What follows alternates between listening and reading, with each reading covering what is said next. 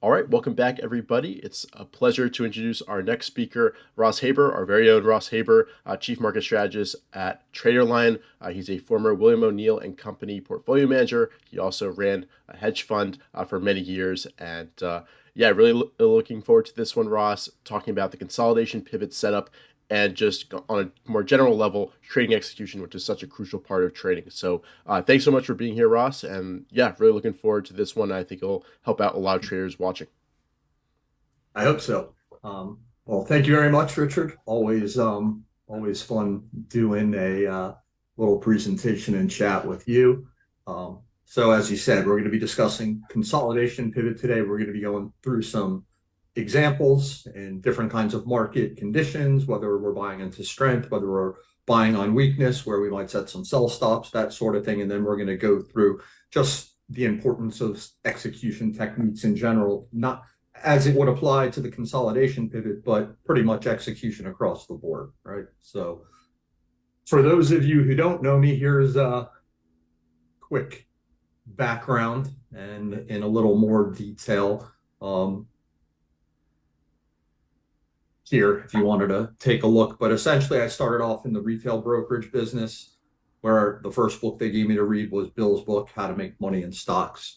From there, a client of mine, let's just say who was a big William O'Neill follower, fan, whatever you would say, introduced me to the firm, really. She was my connection to William O'Neill and Company. I started in his institutional sales department, so went from retail to institutional, and long story short, within about a year, I became a portfolio manager instead of working in institutional sales. And needless to say, that's probably one of the best, if not the best, experience of my lifetime. It's definitely a tough one to be.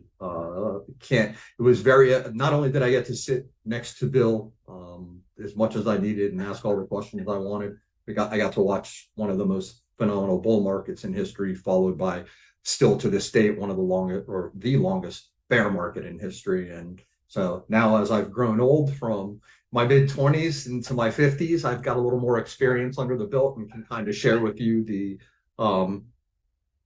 the subtleties and the art of trading, at least from my point of view, right? Because at some point we can all read the book, we can all very clearly understand the most common fundamental characteristics of the big leaders, but at the end of the day, what I think is the most important part of the whole methodology is those qualitative factors, or the art of trading, and this is part of that, right? So this is there's really very little here, if anything, that wouldn't fall right under the How to Make Money in Stocks umbrella. I've just kind of given it my own twist. And so that being said, here's my biggest lessons learned. I think Ray said it not but a couple of days ago, and he says it all the time, and this couldn't be more true. We are professional loss takers. Picking stocks is the fun part we get to do when the environment's right and everything's working. But at the end of the day, if you go out to any trader on the street that's made a huge success of themselves over a period of time, they'll tell you all the same thing. Don't lose money, protect your money. That is what it's surrounded around. So that applies to everything. So watch the leaders is a little more specific to the way Bill teaches his methodology. It's a trend following or growth methodology. Price and volume, again, is very Bill centric, but I would also say, just in general, I would say it's fair to apply all of technical analysis. For the most part, everything is a derivative of price and volume. So learning how to interpret price and volume in and of itself, just purely, everything else, Bill used to say it, everything else is a secondary or tertiary indicator, right? And here's another one, and he all the time, the tiny details, he drove this home like crazy. Actually, Mike Webster reminded me about him saying this all the time just a few days ago. But it's those tiny details, understanding where you've got some wedging action in a handle, let's say, or something else subtle that your average, Joe that has knowledge of technical analysis might not pick out and might, and it's amazing how those little things can really make the difference. So this is really the key lessons that stuck in my head. But more than anything, manage risk, watch the leaders. Those would be the tattoos across one arm and then the other if I had to pick two. So now let's go a little more specifically into the model books.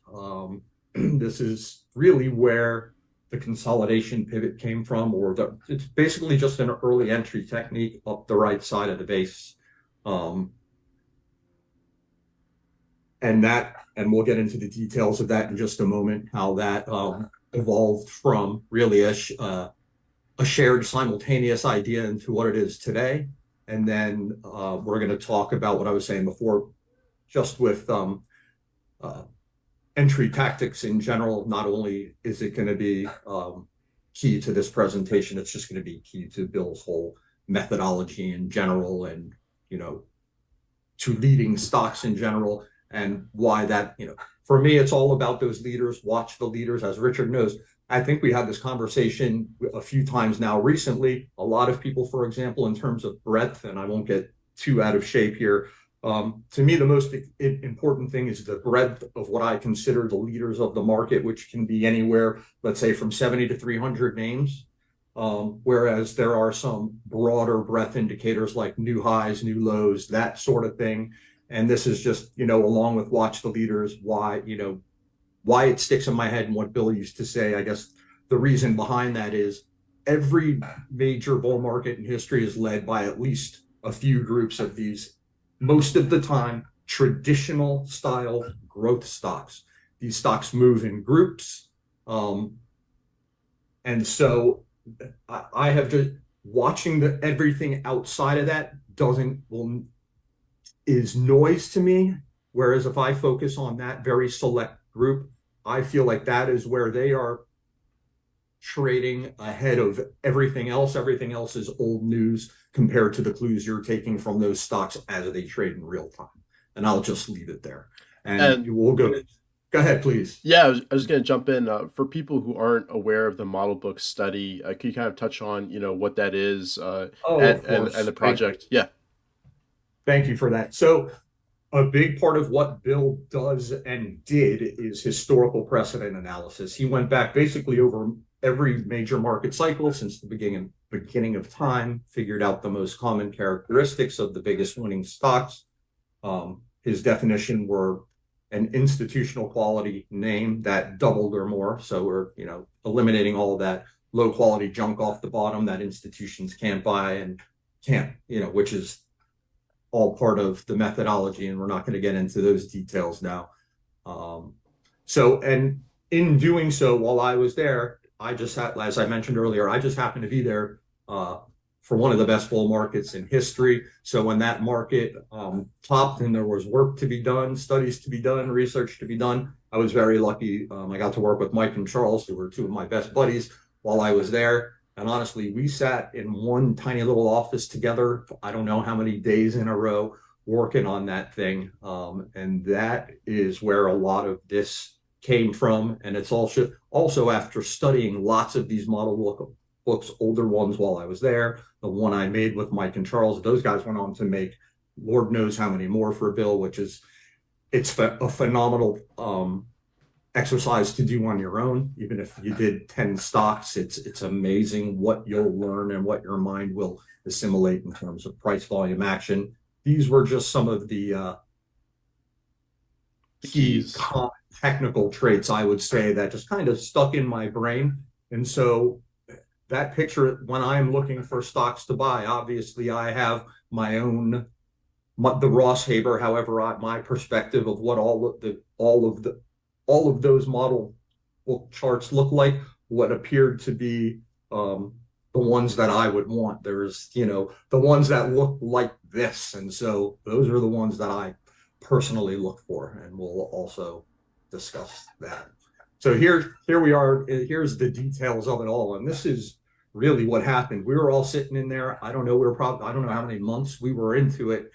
I don't know who said it out loud, but one of us, it was completely, we all wondered together. I can tell you, after going through stock after stock after stock and looking, it was almost hard not to go, why aren't we buying these stocks earlier than we are?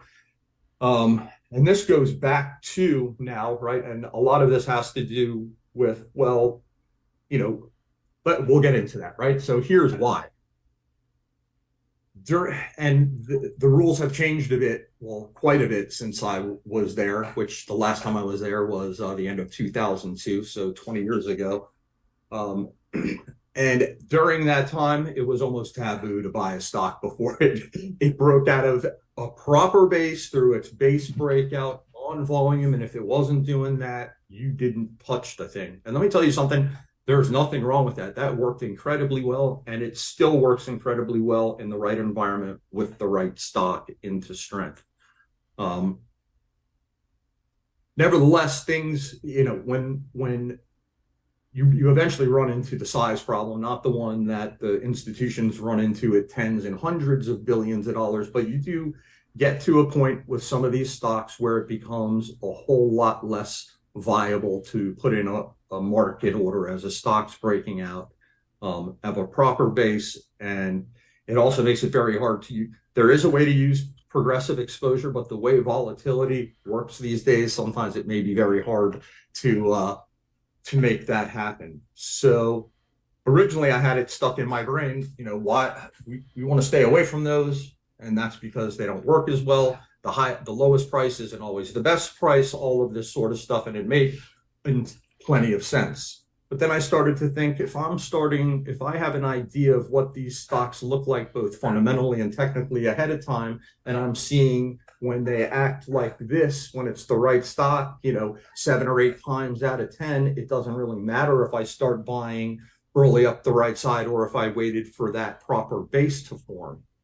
So I kept that in mind, and I took my second read of Stan Weinstein's book, which is stage analysis, okay?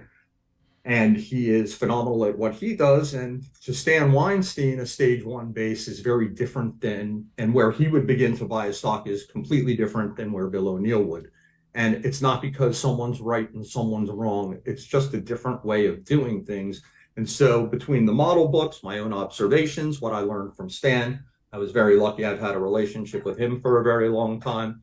And I kind of was able, that is exactly how the Consolidation Pivot was born. And I was lucky enough to be able to, and I've said this a million times, when I make an observation or when you make an observation in the market, immediately people want to know, have you done a back test? Show me the back test.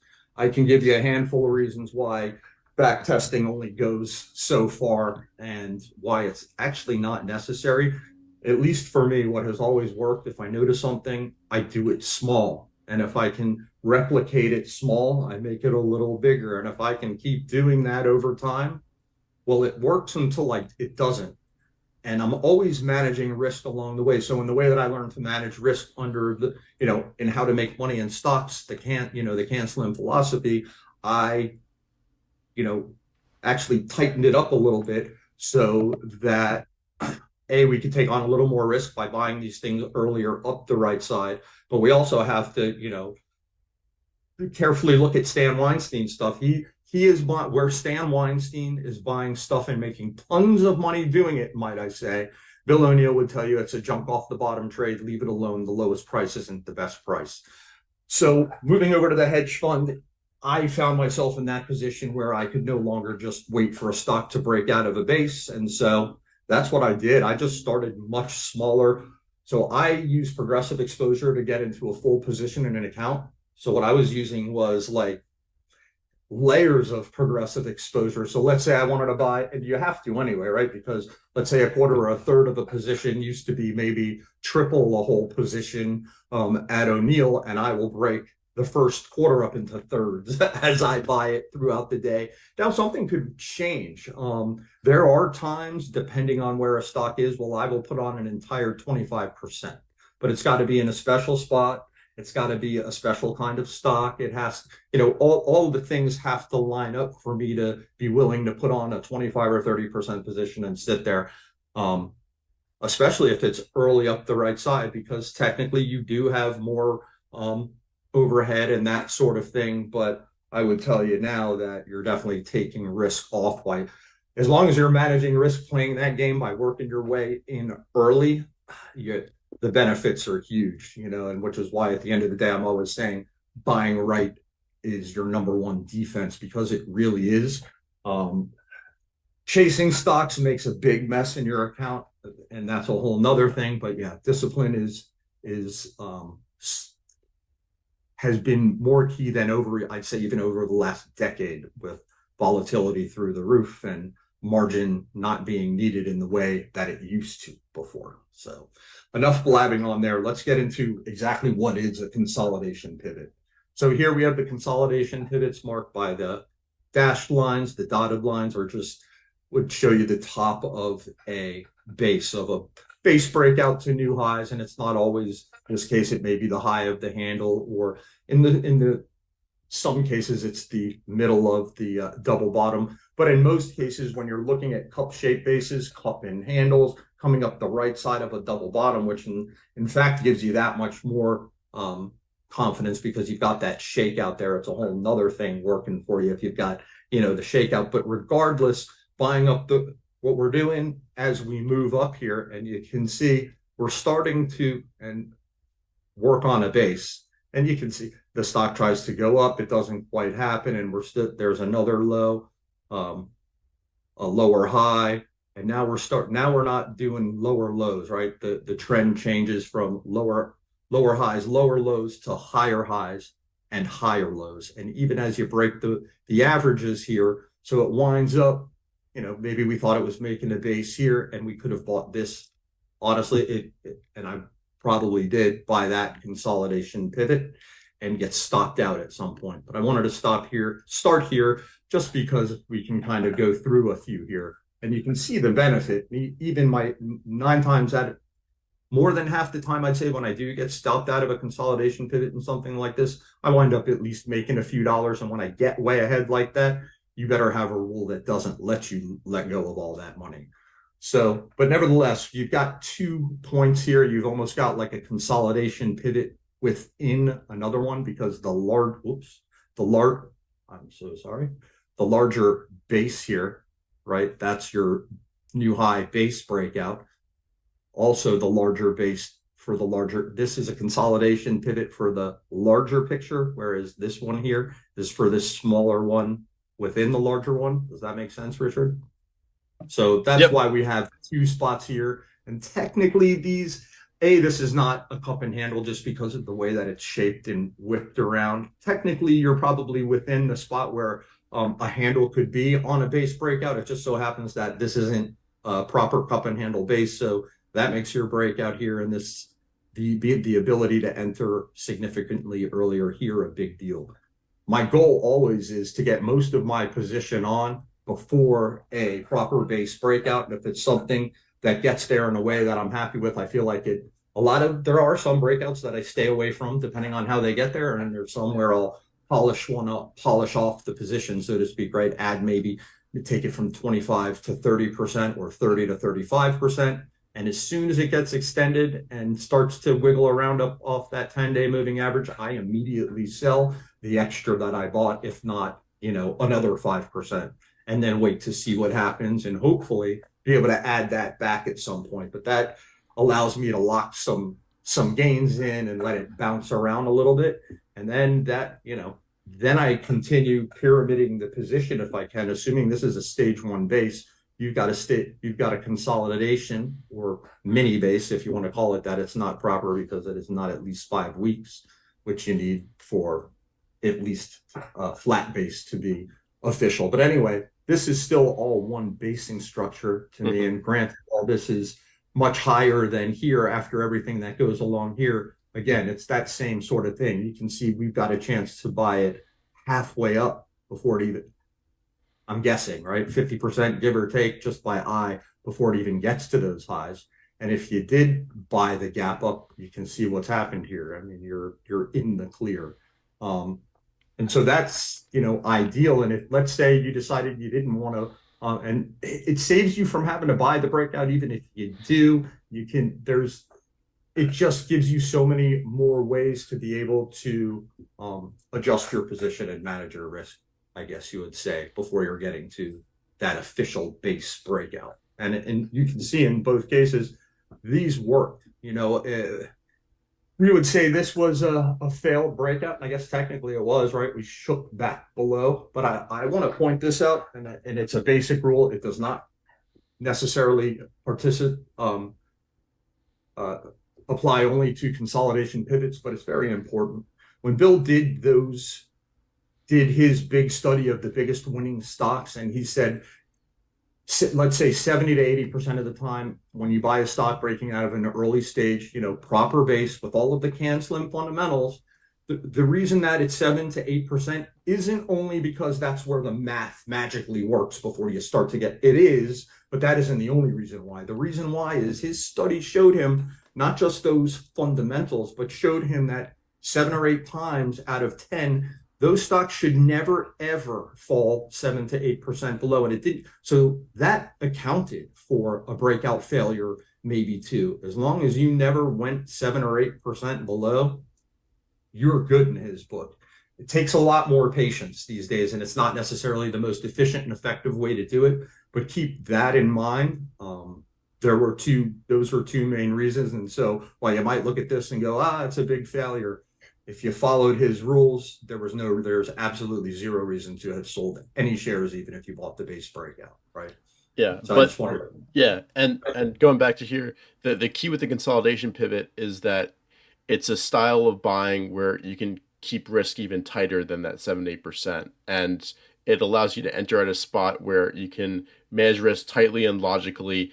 And you can see on that first base breakout, it's already expended a lot of energy getting to that point up the right side, and it eventually does revisit. So it's just a different way of positioning in a promising name at an earlier spot where if you're wrong, you keep your loss a little bit tighter.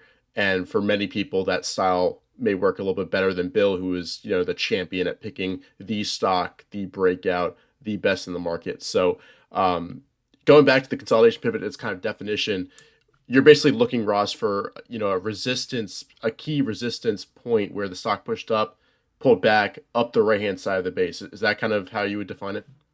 absolutely. I mean, I would almost qualify them so many parts of the time as some ugly looking mini cup and handle base, right? And you're getting some sort of handle-esque area or a double bottom-esque.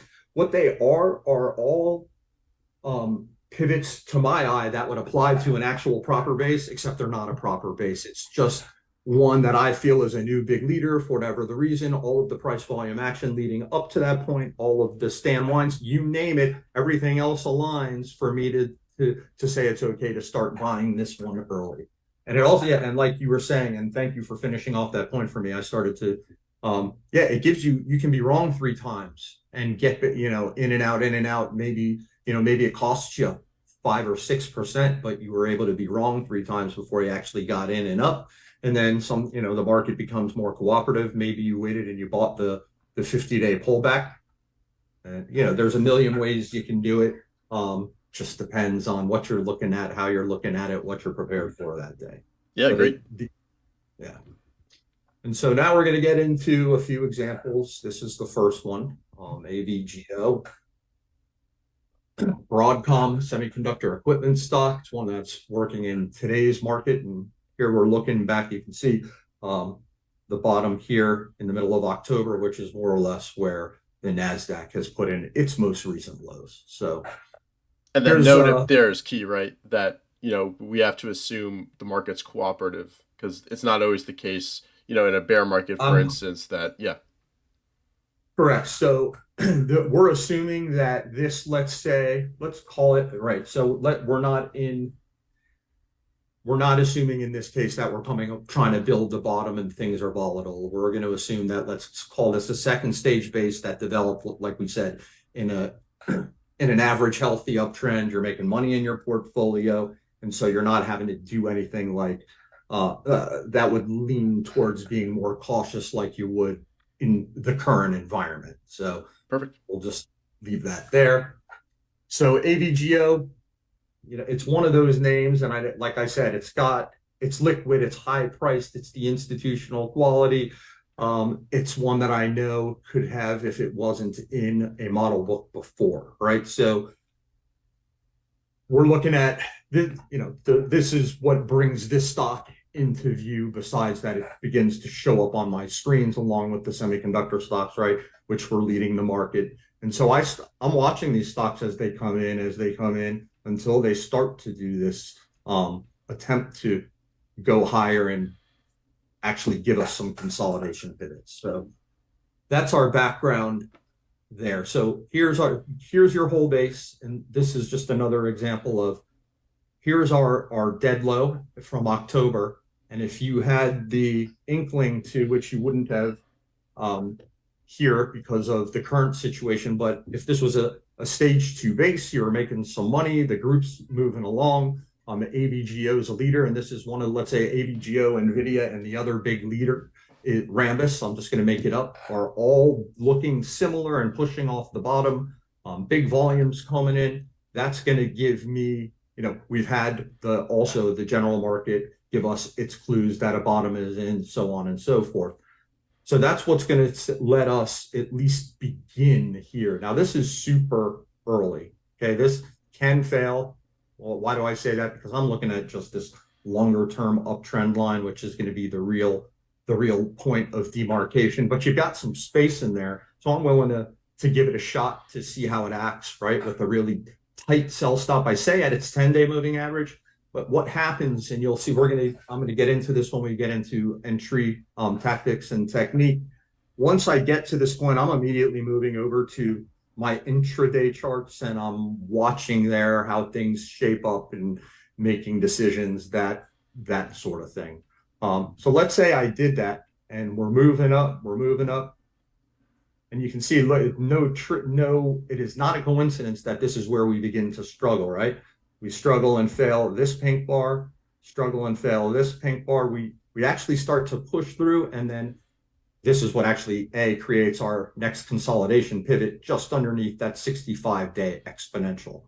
So even here, if I saw that happen and I didn't start selling it somewhere in this bar, I'm not waiting for a second day under the 23-day. If I bought it with the gap in the way and it's hanging down here and it's really starting to crack, let's say you drew a really short-term uptrend line, I'm getting out of the way. There's no way I'm losing money on that trade. It's just a rule. So if this happens, I'm out of the way. Some people might, worst case scenario, let's say you do wait for the second day because that's your thing. You want to see if it can bobble around. That's fine, because you're making money on other stocks and you want to give it a chance. You can sell it here, and you're still, even if you sold it at the dead low of the day, not the end of the world. But the idea is to not let a gain turn into a loss, especially after you're looking at it's struggling 1, 2, 3, 4 days, and then it reverses and closes back below 2 key moving averages and that line again. That's just an automatic get out of the way. And you can see that is your first early spot, not the best early spot, right? So your lowest price isn't always the best price. The market got the best of you here. Market was super whippy and volatile. It was not easy to make progress, not even in the leading stocks. So you can see here now, after, frustratingly for those that you get shaken out here, it's almost like its little own island candle, right? So we've got a gap down, we gap right back up out of there, reclaim the 23, once again fail to make it through that longer term uptrend line. So as that's happening, I'm looking, where is our next potential consolidation pivot? And that is going to be right there, right? So I have that line drawn already as these days are forming, and I am watching for what's going on here. And to be quite honest with you, I am looking right here. I'm trying. Did I miss drawing in? And I hate to be doing this right now, Richard, in the middle of the volume. Looks like here we may have been able to sneak in a share or two. above that consolidation pivot and the 65-day. If I'm not mistaken, it's this volume right here. And while you do not have a 5-day consolidate or a 5-day pocket pivot, for me, at this point, oftentimes, and again, this is an observation that I made. I've never back tested it, but this is just something that I do, works for me. If the volume is bigger than the prior day, I'm probably going to at least add small if I get something, but that's significant price action, right? It's not a perfect hammer candle, but you're closing in the top, third, back above that point where you failed last time at 65.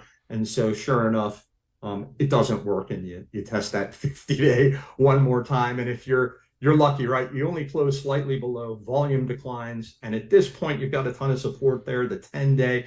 And this is where my original rule will now, come into play, right? We've had the volume push it through.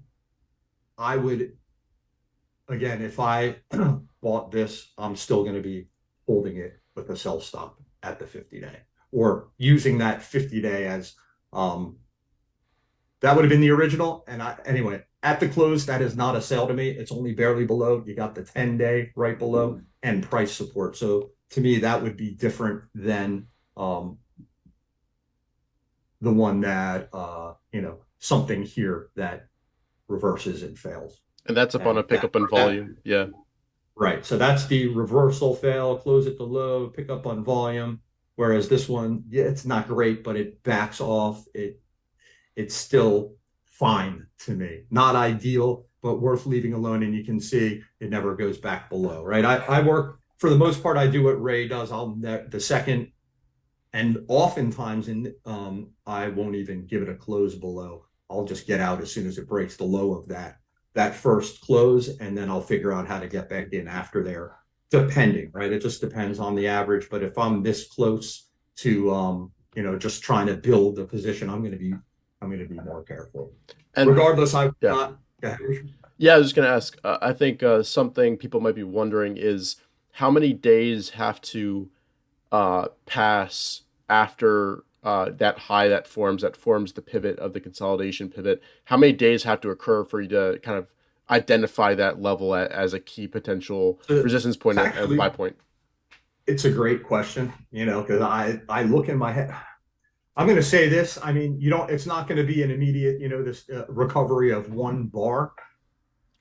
Two would more or less do it, because I'll be honest with you, I don't have a rule for it, but let's say we exploded back above on this first day up and I don't care. I would, if the volume was there, I'd be forced to buy it back on that bar, or at least start some, assuming I could manage risk, right? Yeah, because you're still super early, because you're still below the base. You could build that position at future spots up the right-hand side. So, yeah, perfect. And keep in mind, like, this may look like this chart is really blown up. I want to make this point, like 478 to 470 is $8, but $8 on a $500 stock and is not that big of a deal. So these ranges probably look a little bigger than in your brain they do. They certainly do to me, but keep that in mind. But that is the idea. And again, oh yeah, so I don't have it on this chart, right? We're only at point A. Here's our first buy. Here's why we don't have it there, because I started talking about B, both out getting there. So this is what we're talking about here, right? So here's our second consolidation sell stop at the 50-day. And like I said, it closes just slightly below, volume declines. I'm giving it that normal rule of I got to see a second day below. And so that keeps you in there. Here's our third consolidation pivot. And look, mind you, also, we're operating under the 50-day. We're operating under the 200-day. In a million years, you wouldn't even be thinking of buying these stocks if you were 26 and you just learned, the original rules, which is you stay away from all this stuff, right? Because there's too much overhead and it's not going to work as well.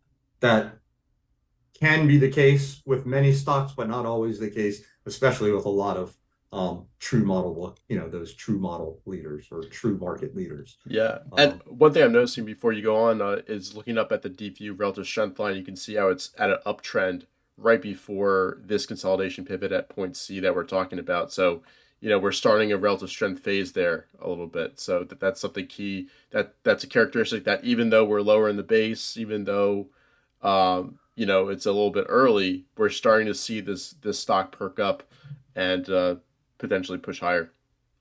And not to mention, you've almost got a perfectly smooth transition in base stages. Yep.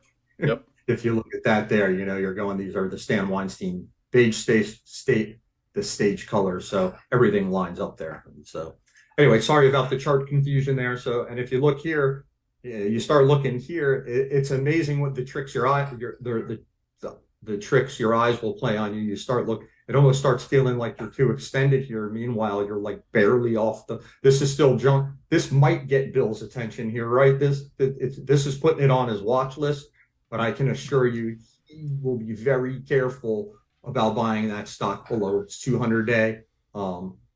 So that to me is a big deal. At the end of the day, it's not a big deal. I'll tell you exactly what Bill would say, right? I used to complain about 50 cents on my fills. Like I was just saying before, he doesn't care if he buys it. Let's just reduce it by 10 at $47 or $48 or $51. If it's supposed to go to 300, it does. Who cares, right? So, and that also is where it's very easy to lose sight. So anyway, this is still super early, and you can see what happens here. You can buy that gap up, and it just never looks back.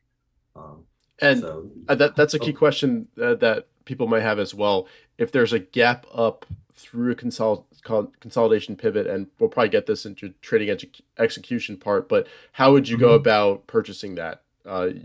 If it gaps up and through, I'm going to leave it alone. The fact that it actually gave you a chance to use that pivot as a guide is kind of a big deal to me, right? Yeah.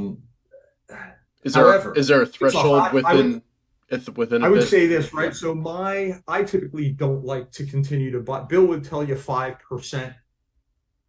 It depends how much you're willing to give above there, right? I want to give it call it a percent, at least a percent to wiggle below my consolidation pivot. So giving it a percent to wiggle below, how much are you willing to doing that? Or you can make it a line in the sand and say, is it 2.5%? Is it 3%? Are you, that sort of thing. And just so you know, let's call this, if this was a high volume entry, I would handle it differently. Then I'd be worried it's just going to take off like this, because I've studied Ray's high volume entries and very few of them undercut, right? So I'm going to try and figure out a way how to buy that then, even though it gapped above. But I'm going to tell you 9 times out of 10, my style, unless I have a super good reason to be buying the gap up and I feel like I can manage the risk, even if it's the gap up and the low of the gap the next day, assuming that's reasonable, just depends. Yep. So it depends on the stock, depends on the situation, but more often than not, I want to cross the line, right? I don't want to deal with a gap if I don't have to. Right? So in here, right, and like you were asking before, right, 1, 2, 3. I mean, if I had to, like I said, I'd buy it as good as 2 days. I guess more is better. You get a little mini cup. Could have added a few, depending on your style. It could have been very easy to also stay in here, right? You're adding tad through, if I call it 533, you shake to call it from 53 to $51. Depends what you did back here. Again, depending on your style and how you manage risk, you could have bought a few here and maybe you were stocked out, maybe you weren't, right? Then the stock finally goes on to, while this is not a proper cup and handle here, if you wanted to call this a full base, you might even go so far as to say this is much closer to a proper base breakout than consolidation pivot. This is still, very close to this point. Still earlier than the all-time high, and you can use it as such, as you can see, and it wiggles around. And what you're noticing now is AVGO has a clear respect for its 21 and 23-day moving average, or 21-day simple, 23-day exponential. And then that can be part of what I play into going forward, right? And then you get your final base breakout, and you're off to the races. And then, you employ pyramid, whatever your techniques are from there for managing the position. right? So the key benefit of the consolidation pivot is even if you don't buy that first point A that we went over, if you buy that second or third one, you've already got a healthy profit before it's experiencing that volatility at the standard base breakout, and you can use the moving averages as your guide at that point because they're above your cost. You can just it's stress free. I know you're always a big proponent of a stress free trade where it's Right. easy to stay in. So it gives you And you that can that see peace of here, mind. Yeah. divide it and a lot. I'm sorry to cut you off. So sorry. I'm just looking at it saying you can divide it between the 10 and 23. How do you know that? Well, you can just look. It shows you that you can do that. Yeah. And so I assume that it will continue to do that until it stops. And in the case of model books, you'll see that is one of the key characteristics that I'm looking for in a big, high price liquid stock trades in an organized manner. More often than not, respect key levels of support. And so if it shows that it's developing those levels, then I'll follow them, right? Yeah. Perfect. So next example here, we're going to take a look at Apple. And for the purposes of this example, now we're talking about the current environment or, where this isn't from that period. You can see here, this is March of 2020, but the environment, we're going to assume that we're in here. And actually, this was the beginning of that. So really it is. This was the point where we were talking about where we put in the bottom into that 2020 run, right?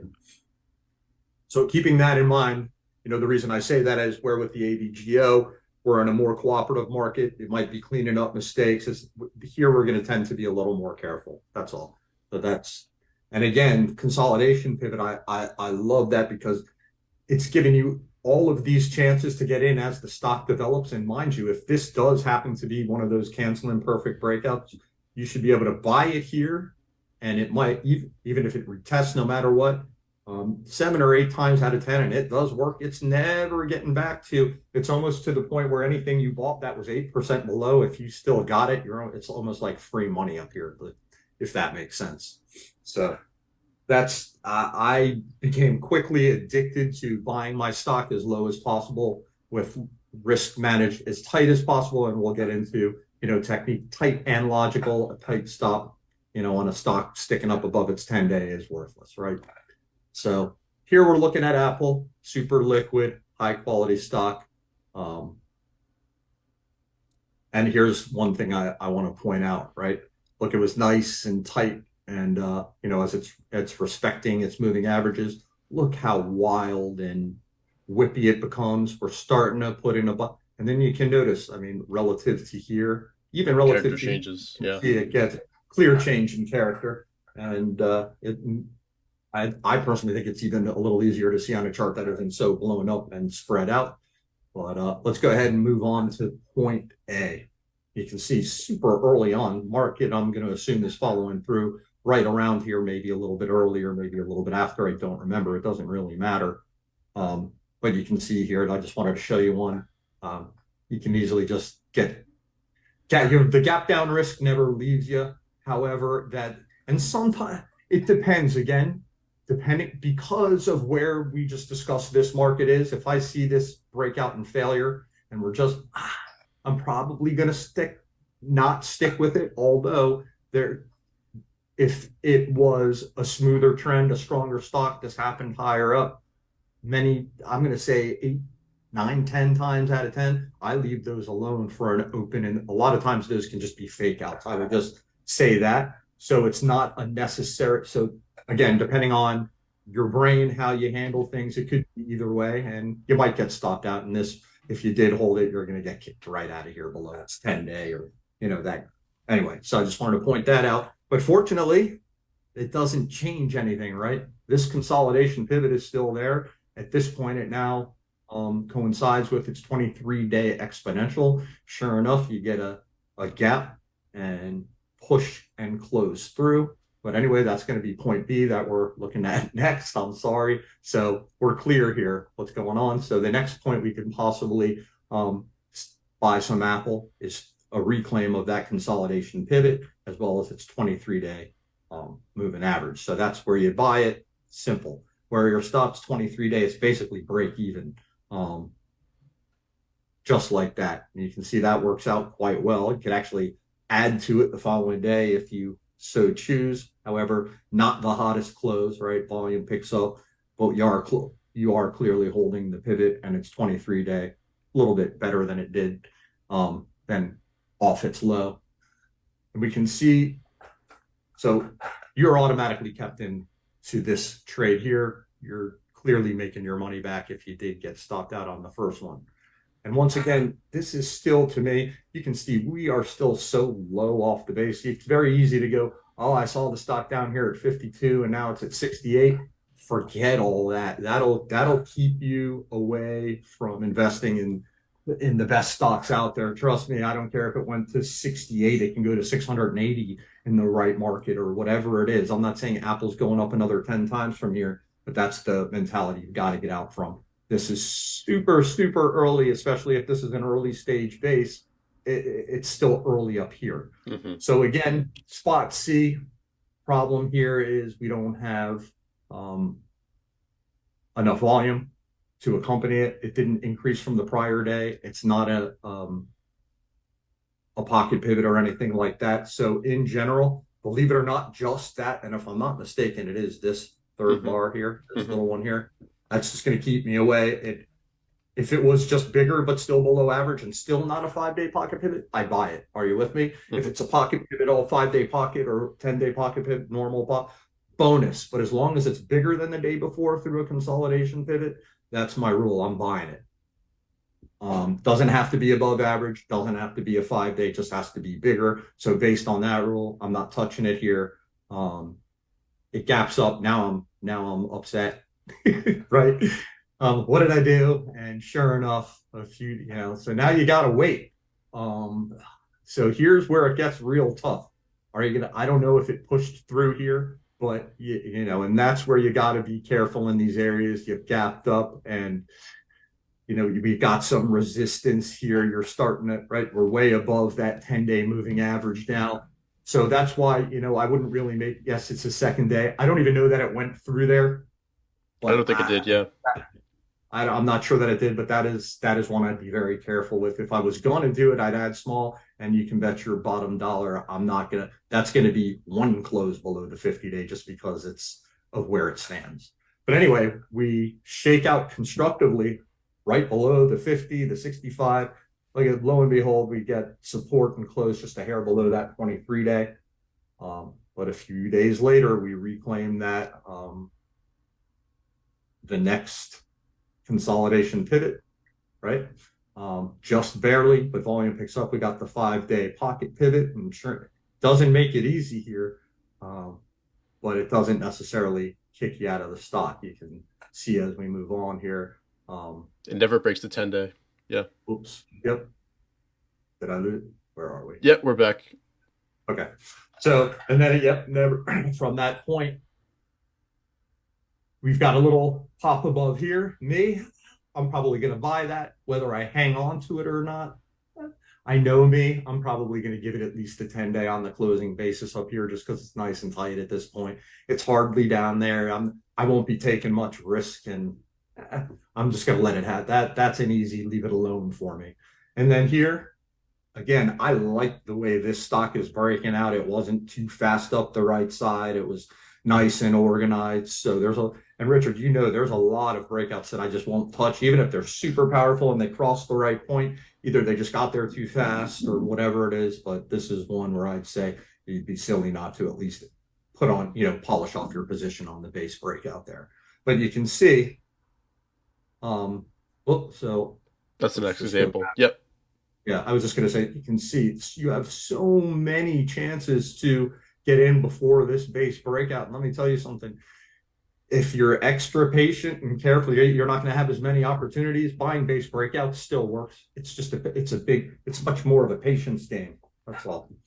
So let's go on to our next example, which is AEHR. This one we're looking at just more in terms of how you might look at a consolidation pivot on a buy or on buying it on weakness as opposed to on strength. So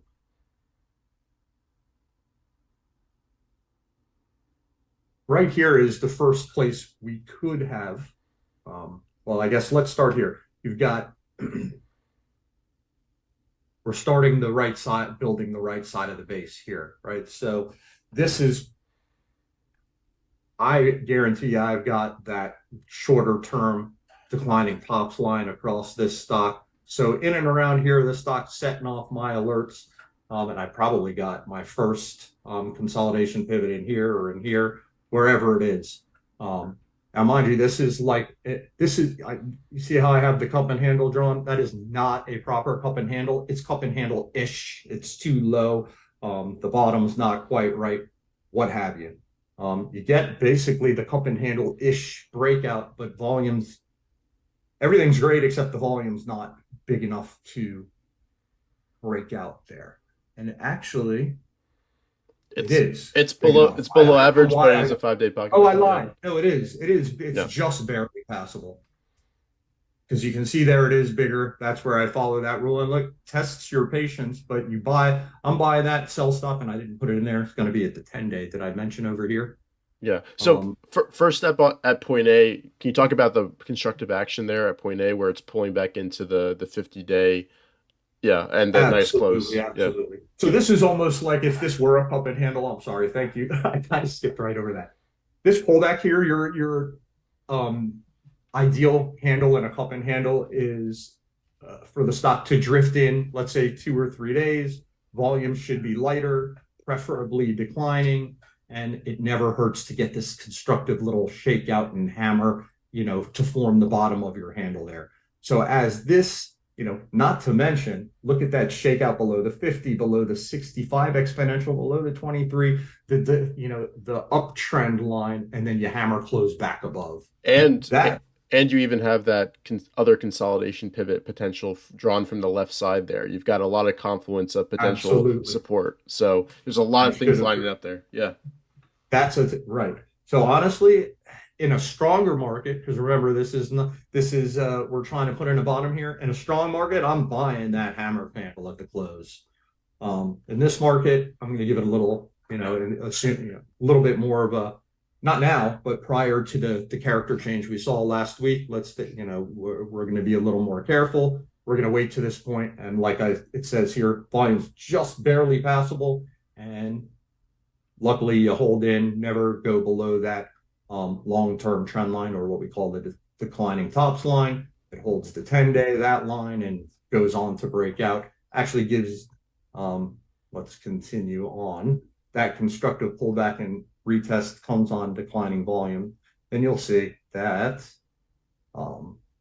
that gives you, like I mentioned, remember I was talking before, now this isn't really a break, but you try to reclaim. This is kind of that in the wick situation where I'll leave something alone. This is further up the right side, like we just discussed. There's a whole lot going on here that we didn't have in the prior example, where I think I pointed out it was much closer. It was a much different situation where we saw a little area where I'm going to go back. Should I go back to it, Richard? No, let's move on. Yeah, let's keep going. But anyway, I'm sorry. So anyway, this is a little bit more of an advanced sort of thing, but keeping this consolidation pivot in mind, you can still buy it above there, right? Because you got a little in the wick play. And if you really wanted to push things because you're still super early here, this is your next consolidation pivot, which I guess I could have made another slide for. I would buy, not if I missed it here, I would buy through this high with a sell stop, and you could break it up either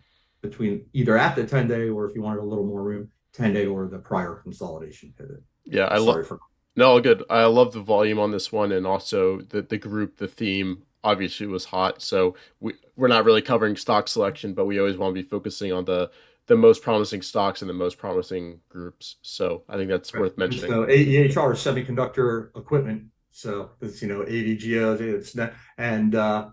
it's not a big cap like an AVGO or an Apple, but however, you'll notice that, these are also all the sorts of stocks that are leading the market right now. So yeah, perfect. Yeah, you're right. The volume came in there. You can't ignore buying it there. That's you have to be willing to lose that money. And that's what I'm doing as I'm going through. I'm looking at the next consolidation pivot. I'm seeing where I am.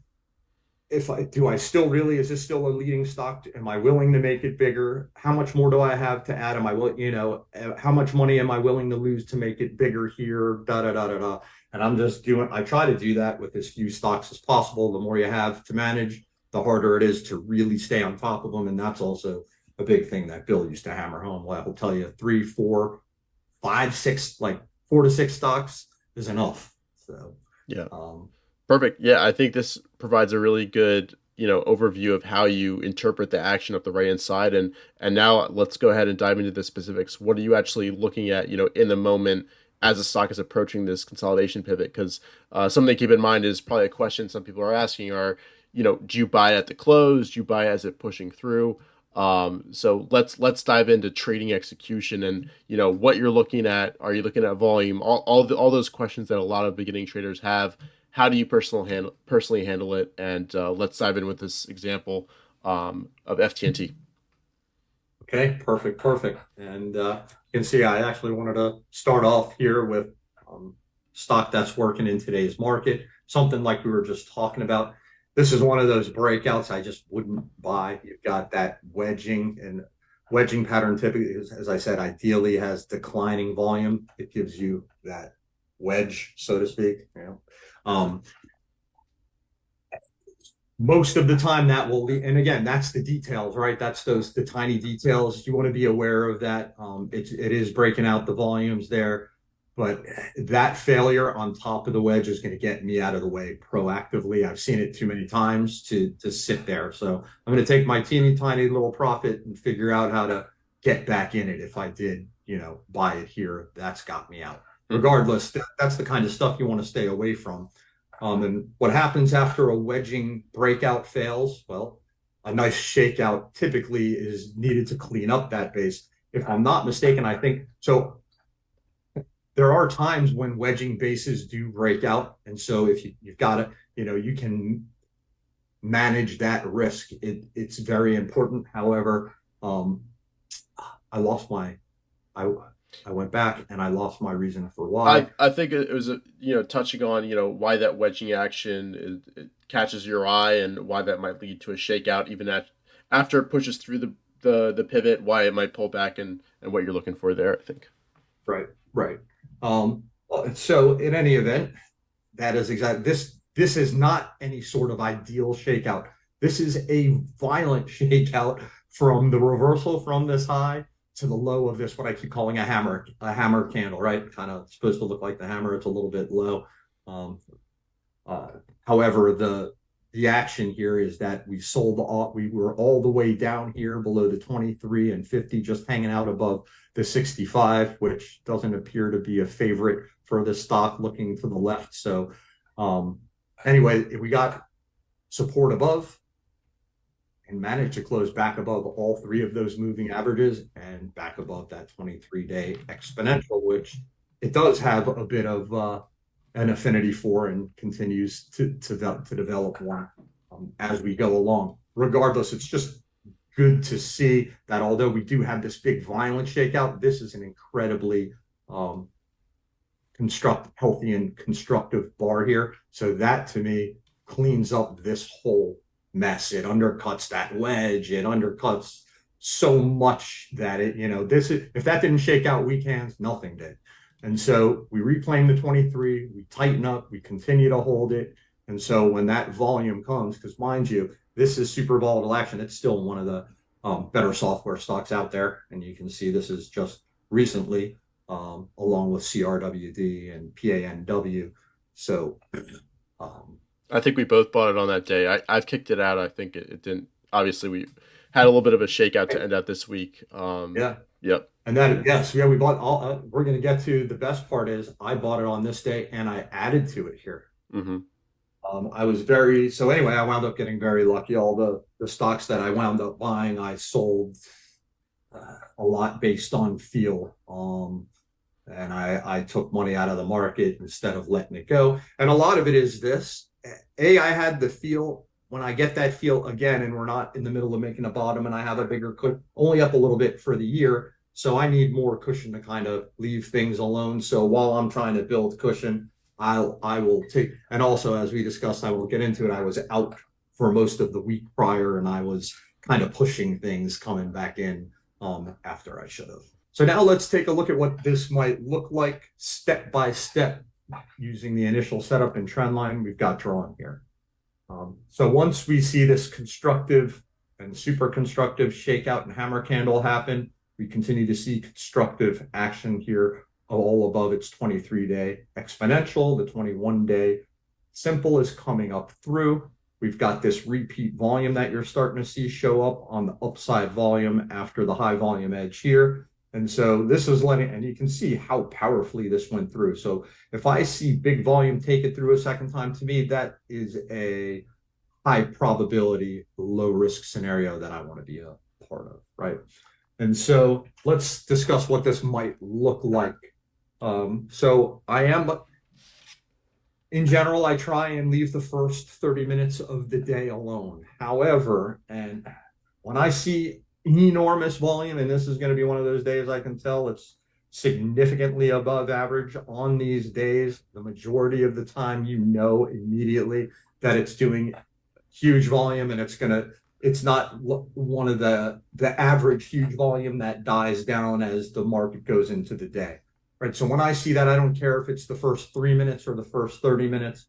What happens is I will get an early alert on here. This is the final alert. I will draw early alerts on my charting system in deep view, and then I might even continue to. What I then do is after my alert is drawn in deep view, I draw an early alert that lets me know, because I want to know when this stock is moving so I can keep an eye on the volume, right? So early alert lets me know we're getting some upside movement. What's volume?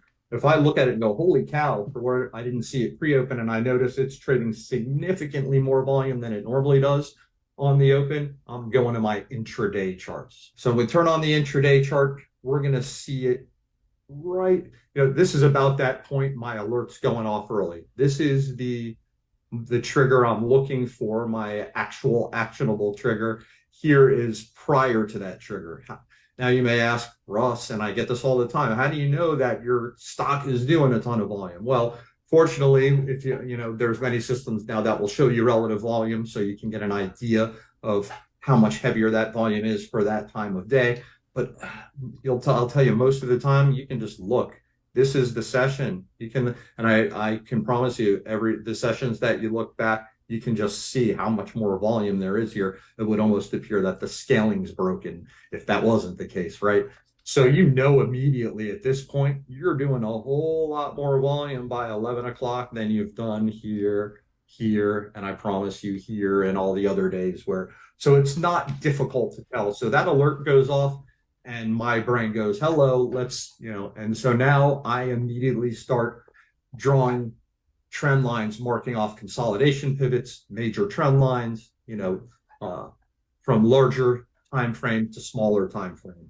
And so you can see this, I'm applying the consolidation pivot here, on an intraday within, right? So amazing, we're looking in this tiny, right, little space right here. I'm trying to find the consolidation pivot on just that day, just in that little space right there. So that plays, into your, not just your daily and weekly trades, but it can be used for managing risk here too. And based on that, you got the perfect example. This is still a little bit early, although depending on your style, you could have gotten away with buying some stock here, but I like it because you've got the reclaim of your longer term trend line as well as a consolidation pivot here. So in my eyes, the odds of success of buying here rather than here are much greater and well worth the 30, 40, or 50 cents it's going to cost me, right? I'm also going to be able to manage risk that much tighter, because if I buy it through this consolidation pivot, I can now manage it off that long-term downtrend line, which makes life very easy because it's tight and extremely logical. So mind you, this is intraday now. Depending on what part of your position you're buying here, it doesn't really matter. Let's say you're buying a third of a position here. You were going to buy 3,000. We're buying 1,000 shares of it, in this area, or let's buy half of it, 1,500, right? Maybe we're buying half of it here, 750 shares. And again, I'm just watching it on that intraday chart, and you can see we're coming up to the highs from there A few that we days have ago. marked back a few days ago, which is that same basic level that we're watching from all the way back here, right? We tried, if the big breakout didn't work, you tried poking above a couple of days here, so this is, I mean, if you want to call it 1, 2, 3, 4, this is almost the fifth or sixth try. We're finally breaking out there. And so it's perfect. We've got, by the time we get to that base breakout, at least, I'm sorry, if we had waited, since we are being forced to wait until this point, that's as early as you can really squeeze yourself in there. With experience, depending on the stock, depending on where the market is, again, it may not be piecing into a third of a position sometimes because it's already, I wasn't able to get in earlier because it did, all of this stuff that messed up my beautiful base or what could have been a more beautiful base. I'm forced to wait for here. That's as, early as we're getting in with what we have to work with on this stock at that point. So maybe I do decide to put on a full 20% position here just because of that. And so maybe I'd put on 10% here, 10% there. And at least, you believe it or not, that adds that little bit of extra cushion when you're initiating a position does a lot for your brain, probably more so than it, So anyway, that's how I'm doing it every time. I have alerts on my stocks, and it doesn't matter whether they're coming in on weakness or going out on strength.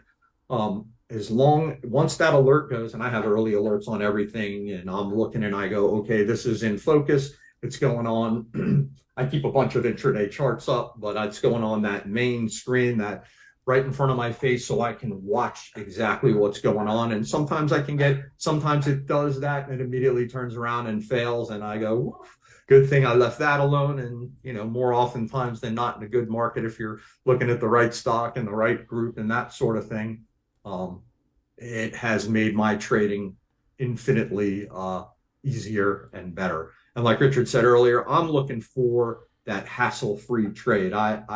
The closer you are to picking up nickels in front of a steamroller, the more I don't want to be sitting in front of the market, right? And that is something. And I will tell you, there was a point, I don't know for how many years it went on, I never missed a tick of the market. And at some point, I got a little bit older and decided you got to figure out how to live your life a little bit, and understanding environment, and being able to use this takes stress off your life, to say the least. Not only does it, make it easier managing risk financially, but it does wonders for the brain, at least for me. Were you going to say something, Richard? Yeah, so I think people might be wondering on those first initial buys, where was your stop loss? How are you managing risk on those buys? In general, I'm maintaining that my sell stops from the daily chart, which were the 10 and 23-day moving average. I just happen to remember, and we can take a look. You can see the 10-day was at 68.41, the 23, 67.78. You're buying above both of those in here as well. So I will keep. So, and this I think was what I was discussing with you before. If it's one of those times where I'm trying to put on a big position all at once, I will be much tighter and more granular with my stop losses, right? I will make my stop loss this declining tops trend line, which probably wouldn't mean much on a daily, certainly nothing on a weekly. But if I wanted to really be super careful, and I said the 10-day is still just too far because I'm scared or whatever the reason is, the super tight would be here, then maybe one of these pivots, intraday consolidation pivots, something that makes sense. From here, as I'm looking back, we easily could have and should have drawn another line across here. This would be another key spot. And so from this, again, you can still use the 10 and the 23, but if you wanted to keep it super granular because you're trying to put on massive size and you can't afford to be wrong in a big way, that's how I do it. Either, the consolidation pivot that I missed drawing over here, or it could even be the low of a prior day, something significant. And in this case, maybe it would be if it took out the low of that prior day, I probably want to be out of most of it if it was huge and risk buying it back again, since it is, anything that isn't it's liquid enough, right? So I'm not anything that's manageable, right? So and it allows me to waffle back and forth really and be really granular. If I can though, I don't like to get too crazy. I'll just try if I can employ the original daily sell stops to me trying to get in on the intraday chart, I will. Yeah, and I've watched you kind of, you try it once, it pulls back, you kick it out, and then you're never afraid to buy it back if it sets up again intraday. And I think that's an important point.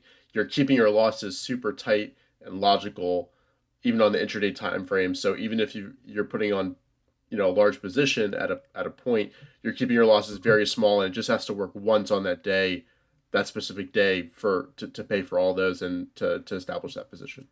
Right, right. And sometimes, let's say I've got 20 or whatever, 15% on here and I'm trying to get on 10, or I got 20 here and I've got another 10 or 15 to get on. I'm managing my stops on that different than I am here, right? Right. I'm trying just to keep, but if I get in and up, then right, all of that changes. That's when you start raising your trailing stops and all of that. So this is it at its most granular level. And if you didn't, intraday charts are just about anywhere. I don't think there's a trading platform out there today that doesn't have them, right? So as you're entering your trades, you typically have some intraday charts right there, and 9.5 times out of 10, you can enter your trades right on those charts. I don't do it that way. I don't know how. I do it old man style like I learned in 1990s. So Yeah, perfect. And now I think let's go to the next slide because I think then you show kind of a different situation, a pullback type buy. So if you could talk to, what's the same, what's different, how you approach that, I think that'd be helpful for everybody. And I think today we both kicked it out because it fully broke down. But it's a good example of two different types of buys and also managing risk in the same example. absolutely, it's one of those ones. And I think in this case, I bought it. I wish I had bought more. And so I was looking to add to it when it came back in. So it sets that alert on my day. I set these alerts on my daily, my intraday. I'm watching as it comes in, right? I have my early alert before it gets to the one that I want to see. I see volume is clear. You can just look. Does it match one of the lighter days or yeah? It's clearly lighter than it was yesterday. That's ideal. If I'm not mistaken, was it an inside day, Richard? Uh, We don't have it up there. I think it yeah. might have been or close to one. But nevertheless, that's so now I'm on the intraday and I'm going to I never keep a line in the sand at that on that. But as a reference, you see how I made this prior consolidation pivot red. That's kind of where my danger zone if I'm trying to buy in and around this line. So I may start buying it as it goes, as it touches it, maybe a little as it just depends. A lot of times I wrote here, I will wait for a stock to go through. Now, mind you, it's very tricky here because I don't want my position from over here to go negative. So I will start to add, assuming I'm within all of my rules, as what I like to do is I watch it shake below, reclaim. And not only do you get the reclaim of that pivot, you'll see it's a very favorite thing of mine to see it. I get the reclaim of both that trend line. Again, that is not a major trend line. We're looking at part of a day on a 5-minute chart here. Just be wary that these lines on a 5-minute chart relative to a daily or weekly are quite different, but I still use them for, as a guide. And so this would be my first attempt at adding. Volume is still light. The daily, I'm constantly looking back at that daily chart, still looks fantastic. I know it is, but anyway, so we continue to move around that pivot point. We never come to the prior consolidation pivot. And so, as you watch throughout the day, it's just, and again, I'll watch it stop and see that reclaim. I'm a big fan of watching that reclaim. And this time it works a little bit better because when it comes back to test that pivot a third time, it just shakes below a little bit. And you've got that constructive looking, closes back up in the upper end of the range, so on and so forth. We continue to tighten and we've almost got, it's not in a fit, right? Almost a VCP pattern going on here within the day. And then we don't have it here. But long story short, this is how I'm doing it. And as long as volume is light and I'm looking at the daily chart and it's still constructive relative to the prior day, that gives me an opportunity, let's say, because I'm doing it piece by piece. Let's say I wanted a 20% position and all I got on here was 7.5% or 8% because I'm just getting going. I'm going to use this as, and it doesn't mean I'm going to get it all the way to 20% here. Maybe I get it to 12 or 15% of that 20. What eventually happens is, as Richard said, we got kicked out of the stock and I probably wound up losing a little bit of money by the time it was all said and done, right?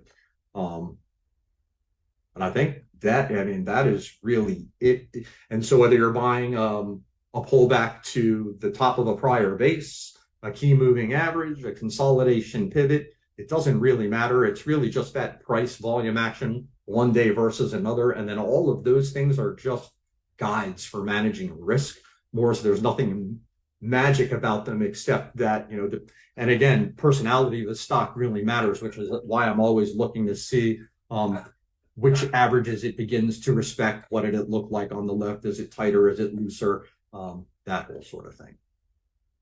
Anything else I'm missing there, Rich? No, I think that's good. We do have some questions here to finish things off. First things first, Rye actually wanted to ask this question. Is the earliest possible consolidation pivot typically from the Launchpad setup, which is the curling of the moving averages? For anybody who's aware, if you go back and look at the examples, all the moving averages are bunched together, they're tight, and then they're starting to curl upwards. So is that typically? I'd say, yeah.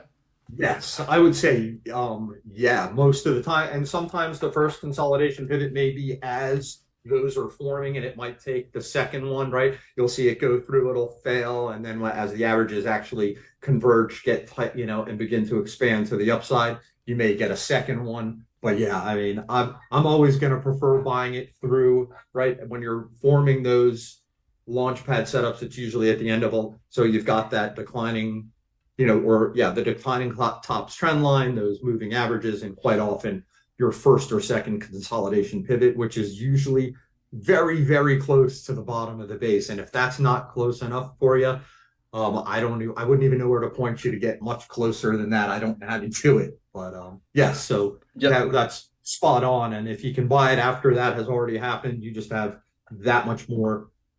You're not at all in free. There's no steamroller to worry about at that point. And so that's, you know, Bill's the lowest price isn't always the best price, but in some time there's a reason it might, and especially then when you're buying early up the right side, the second consolidation pivot is not late. Get that? You know what I mean? So. Yeah, perfect. From Michael, when a setup triggers through a consolidation pivot, what are you looking for to execute besides relative volume and volume? And you kind of went through that, but is there anything else you're really watching closely? You know, so the volume's got to be there, but you'll notice on these consolidation pivots, we've got a lot more leeway in terms of volume. And let me be very clear. And I think we might be, I don't know if we have a presentation. I know we've discussed it, but anyway, on a base breakout, I want to see something significant. At least a pocket pivot, more volume than average. It's got to be super big if it's going to be a classical big base breakout. Typically 20% or more if it's you know, I've let them get away with as little as 16 or 17%, but I'd much prefer 217% on the breakout. I don't want to have to play that game, right? Yeah. What was the question? I'm sorry. Basically, what are you looking at right as the stock's pushing through the pivot? Right. So again, if it's a consolidation pivot, as long as volume is going to be bigger, as long as I can look and go, we've traded this many today, we did this many yesterday, can I reasonably expect it to be bigger? However, if it's, you know, something further up in the base, on your proper base breakout, I want to see that 20% or more, preferably double. With the consolidation pivots, as long as it's bigger than the prior day, we're good. But yes, it is really that volume. And then, of course, the price action. If you're low down, like I was showing in the bottom of the base, the market's just trying to get started and you get a bit of a failure at a moving average, I'm not going to give that as much leeway, especially if it happens at a 65-day exponential extended above the 10 and there's a gap underneath versus a healthier market and a stock that's building its second stage base that has similar action, but without the gap and much more, you know, so but it's still, the breakout doesn't hold, but there are, it's the price action too, and based on that stock, how it acts, where it is in relation to the cycle itself, its personality, all of that. But volume is the key, is where I focus in on. Yeah, perfect. And that kind of answered Tommy Sella's question, which was, is it important slash required to have big volume through a consolidation pivot? If so, how much percentage of volume, and such as that. So you kind of already covered that. It gives you a very good, it gives you, and believe it or not, I mean, so far, I mean, you guys tell me if you run into trouble with it. I haven't run into too much trouble with that simple average. And here I'll give, so anyway, not that simple average, that simple rule is on those early consolidation pivots, as long as volume picks up from the prior day, that seems to be where the sweet spot is at. Perfect. And do you find that consolidation pivots are more successful if it just pushes through and immediately, makes progress, or does it not really matter if it like stutters a little bit near that pivot? What's kind of your Yeah, take on that? just like there's no difference between, I would say, this and any other Pivot, yeah, case you want to see. yeah, The blast through is better, right? It's early up the right side, so then of course that's going to require certain things to have to happen on the daily and weekly charts for the base to still be sound and what have you. But sure, the higher the volume, the easier it goes through. The tighter, the more liquid, the more organized, the better. And as a market gets more and more mature and the leaders become a little bit more obvious, I'm going straight for those stocks that do trades tight ranges, typically high priced, super liquid. They trade in an organized manner. We all know what Whippy looks like versus one that trades in a nice tight, stair stepping pattern. And yes, they may be. I'm not going to say they're always slower. There are plenty of them that are slower, but there's plenty of super powerful TMLs that act like some of those stocks that might be slower. And so those are my favorites. That the ones where you can get Tesla kind of power, and that's a perfect example on that. Once, when it was trending, it just makes it really easy to trade. Once it breaks a key level, you're pretty good to just get out of the way.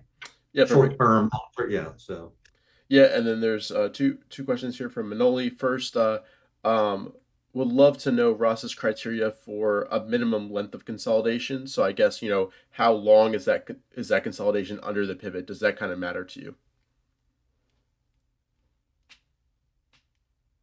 it really doesn't. I guess as we're the ones, a lot of the bases maybe that we're forming now along, or as we were forming, right? We made the bottom of the market in October. We're coming nicely up the right side now. So yeah, I get it's gonna depend, right? Because I think you get those deep V-shaped recoveries in the market. The stocks a company. I don't know if it's the chicken or the egg there. But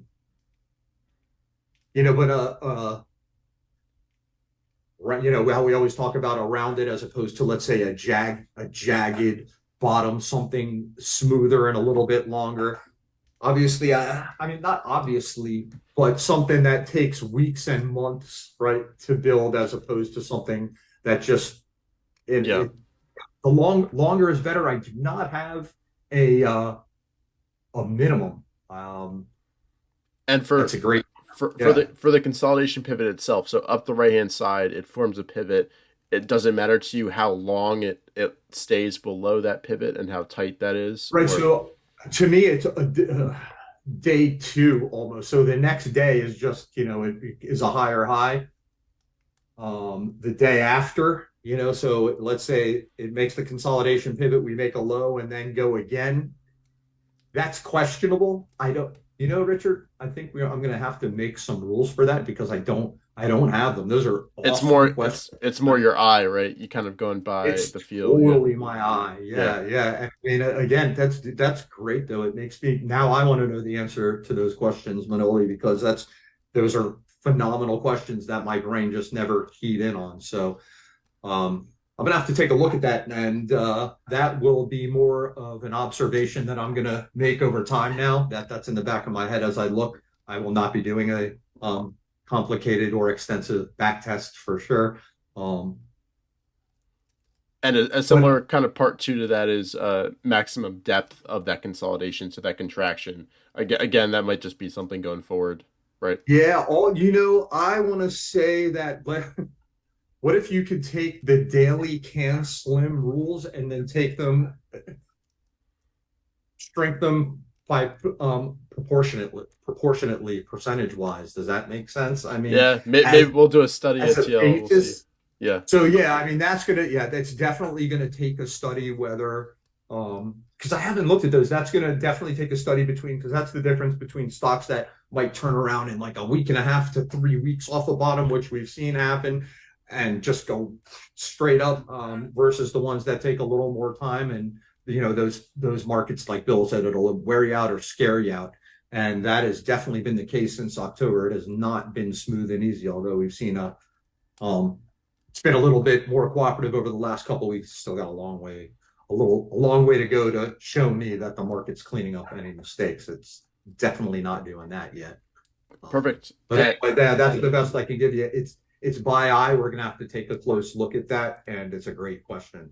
Yeah, great. And then one last question from Eric. What are some signs Ross monitors to avoid a fake breakout, large upper wick after entering the position? For example, does he watch lower time frames to ensure continued uptrend on that time frame, higher highs, higher lows? In such a situation, if it does pull back intraday, how long does he wait to sell? So as I'm doing it intraday, as you should, I mean, we can go back. Let's just go to the beginning of A here as